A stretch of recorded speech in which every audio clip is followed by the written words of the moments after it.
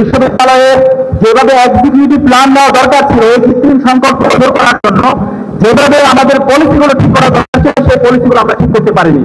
ইনশাআল্লাহ শিক্ষার্থীদের ম্যান্ডেটে যখন আমরা প্রতিনিধিত্ব করার সুযোগ পাবো, আমরা সবার আগে ঢাকা বিশ্ববিদ্যালয়কে একটি স্বপ্নের ক্যাম্পাস নির্মাণ করার জন্য আমরা এক্সিকিউটিভ প্ল্যান এবং আমাদের পলিসিগুলো ঠিক করব।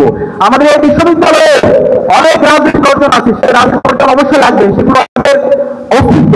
কিন্তু একই সাথে একটা বিশ্ববিদ্যালয়ের মূল কাজ কি? বিশ্ববিদ্যালয়ের মূল কাজ হচ্ছে জ্ঞান অর্জন করা, জ্ঞানের প্রতি শিক্ষার্থীদেরকে আগ্রহ তৈরি করা, নতুন নতুন সায়েন্স, ইনোভেশন, ক্রিয়েশন এবং টেকনোলজি থেকে শিক্ষার্থীদেরকে উদ্বুদ্ধ করা। এই বিশ্ববিদ্যালয়কে যেভাবে একাডেমিক একটা ইনস্টিটিউট হিসেবে গড়ে তোলা দরকার ছিল, সেটা আমরা দেখতে পাইনি। ইনশাআল্লাহ আমাদের প্রথম দাবি থাকবে এবং আমরা এই বিশ্ববিদ্যালয়কে সর্বপ্রথম যে কাজটা করবো সেটা হচ্ছে ঢাকা বিশ্ববিদ্যালয়কে একটা একাডেমিক ইনস্টিটিউট করবো ইনশাআল্লাহ। সে একাডেমিক ইনস্টিটিউট করার জন্য আমাদেরকে শিক্ষক নিয়োগ যে প্রক্রিয়া আছে সেটাকে পরিবর্তন করতে হবে।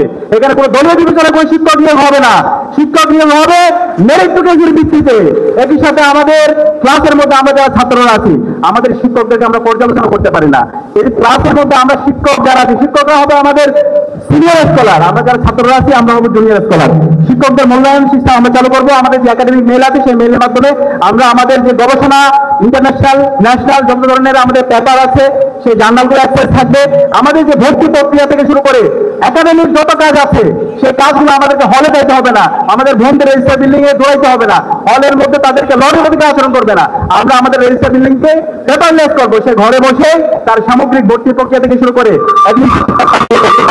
এবং একই সাথে আমাদের আবাসন সম্পদ থেকে শুরু করে স্বাস্থ্যের নিরাপত্তা, খাদ্যের নিরাপত্তা এবং আমাদের নারীদের জন্য নিরাপদ ক্যাম্পাস গড়ার জন্য আমরা আমাদের লড়াই চালিয়ে যাবো।